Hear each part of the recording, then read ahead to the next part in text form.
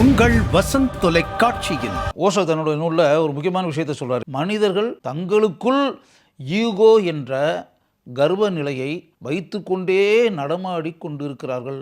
அந்த ஈகோவிற்கு சிக்கல்கள் பிரச்சனைகள் உண்டாகுமேயானால் அதை தாங்கிக் கொள்ளக்கூடிய மனப்பக்குவம் எந்த மனிதனுக்குமே கிடையாது.